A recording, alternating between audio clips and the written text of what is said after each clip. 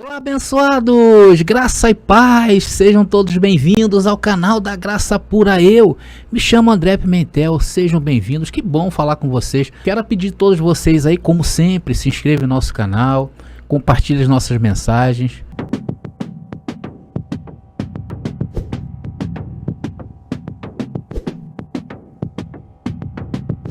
Família abençoada de Deus, homens e mulheres tremendos que têm um chamado, abençoados com todas as bênçãos. Queridos, sempre como é costume meu, sempre durante essa playlist que nós estamos fazendo, essa série de mensagens, eu sempre passo aqui alguns livros que eu já tenho e que falam também de vários versículos que estão adulterados. Então sempre que eu faço isso, eu indico eles, não é verdade? Mas eu quero deixar uma coisa bem clara aqui, que a graça, o evangelho do reino, não chegou até nós por livros, ok? O evangelho é feito de revelação da própria palavra. Por isso que nós vemos vários abençoados que hoje estão em graça, nós vemos pastores com teologia, bispos, apóstolos, homens de ministérios grandes e outros têm um curso completo de teologia e que hoje estão em graça conosco. Como vemos também aquelas pessoas que de forma humilde foram revelados a essa grandeza. E isso não foi porque eram pessoas cultas ou pessoas que não tinham muita cultura. Não foram porque leram livros, porque isso que pregamos é uma revelação. Tanto para aquele que desenvolveu uma cultura maior, como aquele que não teve a oportunidade de desenvolver uma cultura. E essa revelação, quem passa é Deus, e não livros. E não o irmão André Pimentel, e não a graça pura. Isso tem que ficar bem claro. Sabe por quê, queridos? Tem muita gente que mesmo em graça, fica aí na espreita, né, esperando alguma coisa para tacar pedras em nós. Isso acontece. Mas nós, abençoados, não devemos nada a ninguém. Nós fazemos um trabalho sério, um trabalho limpo, e entendemos que podemos sim buscar ajuda nos livros. Por que não? Porque a história está a nosso favor. Eu tenho trazido temas e mostrado isso para todos. Nós temos mostrado que a história está contra o sistema religioso. Então, queridos, deixem que as línguas se batam. Cada um tem que saber aquilo que está plantando. Então eu sempre trago, nessa série de mensagens, livros que eu acho interessante. E isso reforça aquilo que estamos falando. E nesta série de mensagens que estamos trazendo a este canal, que é mostrar os textos adulterados da Bíblia Sagrada, eu vou deixar o nome de 3 livros que eu recomendo, tá? São 2, bem da verdade são 2 hoje. O primeiro se chama Anjos e Messias, Messianismos Judaicos e a Origem da Cristologia. Um livro bastante interessante que mostra todo aquele contexto da primeira era cristã. É preciso entender aquele momento ali. Porque a igreja não fala muito dessa primeira era. Ali começou a se formatar o sistema religioso e aqueles que são os da verdade, os da graça. E o segundo que eu quero deixar aqui para vocês é bem conhecido, o autor é o Flávio Joséfo. Ele é um historiador muito importante, né? Foi muito importante. O livro chama-se Guerras Judaicas. Outro livro que vai dar muita base para vocês, ok? Se os abençoados quiserem, eu vou deixar lá num post do Facebook da Graça Pura. É só ir lá, tá? Que você vai ver lá onde vocês podem adquirir esse livro. A gente não ganha nada aqui, é mais para a cultura de vocês aí, tá bom? Se vocês desejarem adquirir esse livro, principalmente esse das guerras judaicas, tá legal?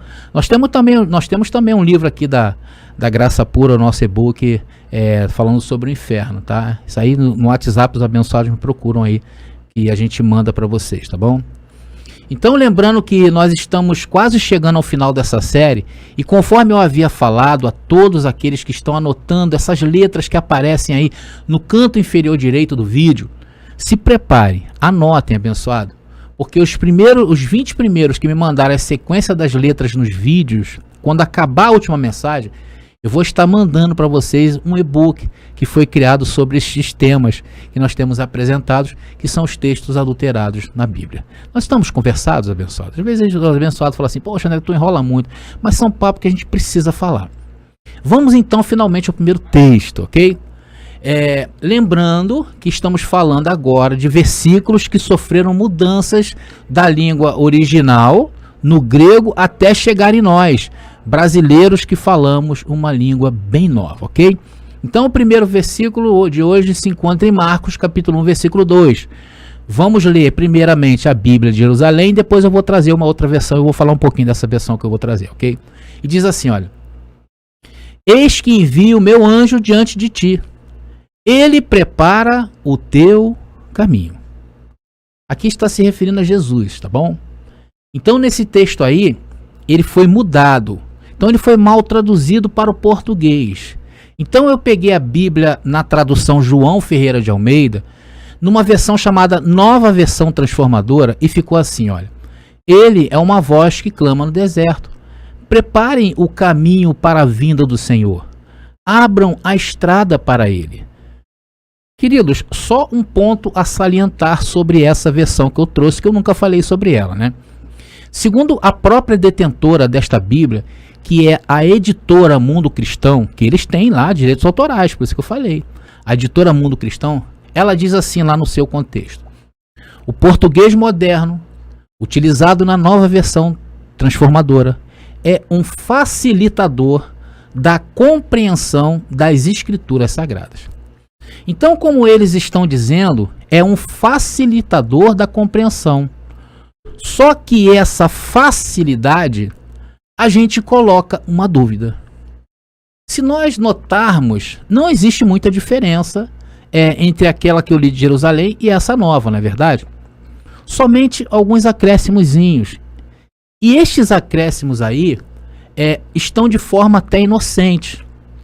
Porém, a máxima é: se a gente não começar a se engasgar com esses fiapos de espinha, essas arestas, isso significa que estão preparando o terreno para enfiar toda a espinha em nossas gargantas. Por isso que Deus está destapando para os salvos na mente, porque aqueles que estão no sistema de cegos, eles vão engolir espinha e vão engolir o defunto inteiro. Mas Deus está revelando. Então vemos aí realmente uma facilidade para se entender melhor o texto. Porém, com essa ressalva que eu falei, onde começa a se alterar algo, e se todos nós calarmos, ou se submetermos a isso, nós daqui a pouco vamos começar a acreditar em outras coisas. É o que acontece com o sistema religioso. Vamos ao segundo texto. Marcos, capítulo 1, versículo 11. Abençoados, mais um texto que parece tentar dar um realce nas coisas de Jesus de Nazaré. E estes tipos de coisas, de se ajeitar o ministério de Jesus de Nazaré, põe em dúvidas todo o ministério de Jesus de Nazaré. Por esta razão, presta atenção no que eu vou falar, por esta razão que nós hoje vemos ateus fazendo a festa em cima das Escrituras. Por conta desse jeitinho que os homens estão dando para tentar realçar um ministério que não precisa da ajuda do homem. Abençoados, queridos, amados, Jesus de Nazaré não precisa de colocar nada sobrenatural sobre a sua vida, a sua história. O ministério de Jesus de Nazaré está aí para ser entendido e não mistificado com coisas sobrenaturais. Então vamos ler primeiro na Bíblia de Jerusalém, depois eu vou ler na Nova Versão Transformadora. E diz lá: E ouviu-se dos céus uma voz: Tu és o meu filho muito amado, em ti ponho minha afeição. O contexto dessa passagem está relatando o batismo de Jesus nas águas para o cumprimento da lei de Moisés, ok? Vamos ler agora na Nova Versão Transformadora. E uma voz do céu disse: Você é meu filho amado, que me dá grande alegria. Então notem, abençoados, que há uma pequena diferença entre o final ali, quando fala me dá grande alegria na versão transformadora, e na de Jerusalém fala em ti ponho minha afeição. Existe uma pequena diferença aí, mas nós vamos realçar essa diferença. Por exemplo, abençoado, afeição é uma palavra que ela tem uma ligação afetiva, sentimento amoroso em relação a afeto, afeiçoamento. Já a alegria quer dizer um estado de viva satisfação, de vivo contentamento, regozijo, júbilo e prazer. Alguns dos senhores devem estar se perguntando assim: mas André, isso não tem muita importância. Isso é muito pouco para desconsiderar uma passagem por isso.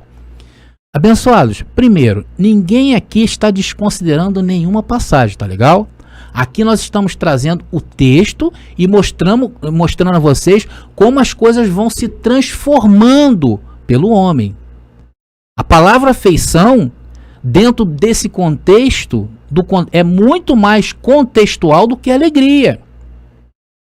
A alegria, queridos, é um estado passageiro. Felicidade é um estado permanente. Nós somos felizes. Agora, há momentos na nossa vida que estamos alegres ou momentos tristes. Mas isso não quer dizer que nós deixamos de ser felizes. Feliz é um estado permanente. Será, abençoados, que estão trocando o que é permanente por algo passageiro? Será que o espírito é esse? Abençoados, se vocês perceberem, não é isso. Para aquele que está hoje no sistema religioso, para aquele que frequenta o sistema religioso, eles estão cada dia menos contextual. Hoje, as falsas igrejas estão se tornando clubes sociais, clubes de alegrias passageiras em troca de uma felicidade permanente. Pensar que isso não faz a diferença é querer tapar o que está acontecendo nos dias de hoje, abençoados. Estão descaracterizando tudo. Estão descaracterizando o sexo. Estão descaracterizando as relações humanas. Estão descaracterizando o amor. Estão descaracterizando a Bíblia. Notem o que está acontecendo nos dias de hoje. Isso é motivo porque, ao vermos coisas simples como essas, e não conseguimos ser sensíveis a isto. É isso que está sendo implantada hoje dentro das pessoas. O espírito hoje do momento atual do mundo é esse. Estão descaracterizando tudo. Por isso que nós devemos estar atentos. É uma pequena coisa? Sim. Mas vocês notem que faz uma grande diferença. Sim ou não? Mas vamos prosseguindo, querido. Vamos ao terceiro versículo. Ainda em Marcos, capítulo 1. Esse Marcos, hein? Marcos capítulo 1, versículo 41, que diz: Jesus compadeceu-se dele, estendeu a mão, tocou e lhe disse: eu quero ser curado. Aqui está falando da cura de um leproso. Então aí o texto alterado, que eu vou mostrar agora para vocês, não mostra muita coisa. Mas antes vamos ver a versão transformadora, tá? Vamos ver agora a versão transformadora. Diz assim: cheio de compaixão, Jesus estendeu a mão e tocou nele. Eu quero. Respondeu: seja curado e fique limpo. Então, os dois textos estão iguais, certo? Sim, estão. Então, André, qual o problema aí? Abençoados, vamos então ler como está na língua original em grego esse versículo e vamos notar onde mexeram, ok? Vamos lá ler no versículo original. Cheio de ira, Jesus estendeu a mão e tocou nele. Eu quero. Respondeu: seja curado e fique limpo. Aí você me diz assim: André, tem certeza que Jesus está virado? Sim, queridos, calma. E não entendam isso como um pecado ou uma coisa negativa, tá? Aqui eu vou passar para vocês o contexto. Olha só. Todos nós, hoje, nos dias atuais, nós ficamos irados quando vemos como são tratados os idosos, por exemplo, e nesses lugares onde estão se aplicando a vacina. Vocês souberam das vacinas de vento que deram em alguns idosos. Eu acredito que todos aí estão antenados com isso que está acontecendo. Eu vou te fazer uma pergunta. Isso te deixou feliz? Claro que não. Nos deixou o quê? Irado com isso. E tantas outras causas que nós vemos aí, principalmente em causas sociais. E isso nos deixa irado. Porque nós, brasileiros, éramos para sermos tratados nesse país como reis. Porque nós pagamos os nossos impostos e pagamos alto por isso. E quando vamos ver o que volta de benefícios para nós, é quase nenhum. Então Jesus aqui também passava por esse momento de ira, por causa da condição em que vivia o seu povo, o caos social instaurado nessa época de Jesus de Nazaré. Uma pessoa leprosa, ela era marginalizada nessa época, devendo viver fora da cidade, longe do convívio social, por motivos higiênicos e religiosos. Estou deixando a referência para vocês verem onde está escrito isso aí. Então, quando Jesus vê aquele homem andando na cidade, Jesus fica irado contra uma sociedade que produz a marginalização. Por isso, o homem curado devia apresentar-se para dar testemunho contra um sistema que não cura, mas só declara quem pode ou não participar da vida social. Jesus era contra isso. Essa era a ira de Jesus. É claro, abençoados, que se jogarmos essa palavra ira nesse verso e não explicar o contexto, fica parecendo algo muito horroroso. Mas quando nós explicamos, as coisas começam a fazer sentido. Porque eles não mantiveram o original. Por que eles não fizeram isso? Porque eles não explicaram isso sobre esse versículo. Mas como eu falei, trocaram o que é eterno por aquilo que é passageiro. Então o sistema, o que acontece? Ele cria facilidades para fazer o texto bíblico se adequar ao ser humano. E isso é errado. E não fazem o ser humano se adequar ao texto bíblico. É isto, abençoado, que o sistema faz. Mas nós, em graça, não criamos facilidades para se entender. Ou seja, nós aqui não adequamos o ser humano ao texto. Aqui o Filho de Deus tem que se envergar, tem que se prostrar a sua mente ao texto bíblico. Porque em graça, o Senhor é Deus e não o homem. Aqui em graça, não submete a Deus ao seu livre-arbítrio. Em graça, Deus é o único que tem o livre-arbítrio de escolher o que quer, de escolher quem quer, de escolher quem vive e escolher quem morre.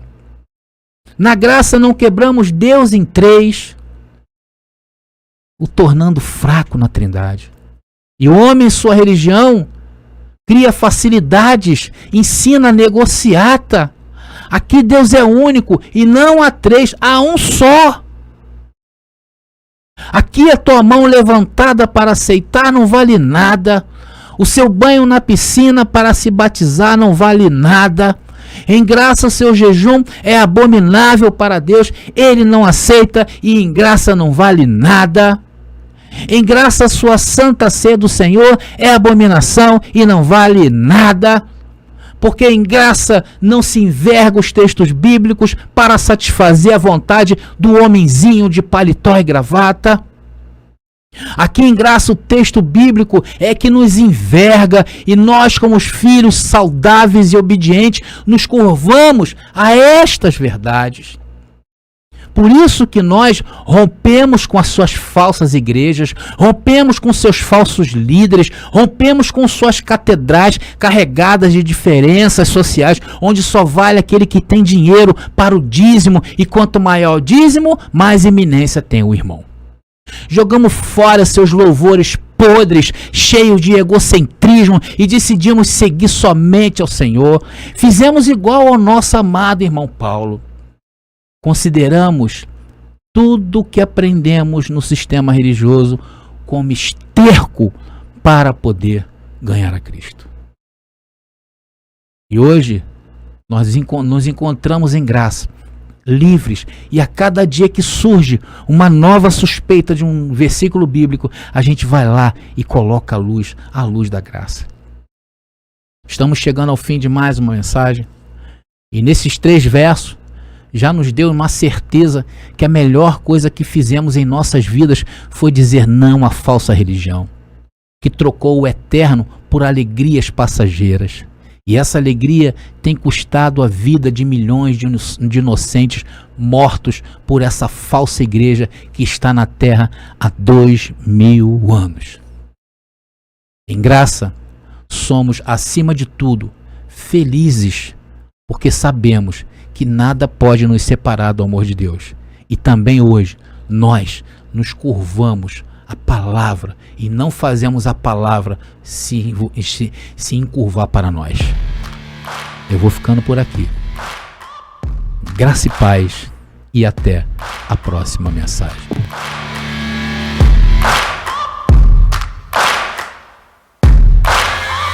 Searching for greatness in a sea of the dying and shameless, a sea of the aimless. I don't wanna be one of the nameless. I'ma wake up with the mindset that one day I'm gonna make it, and I don't think I'll be fine if I don't break my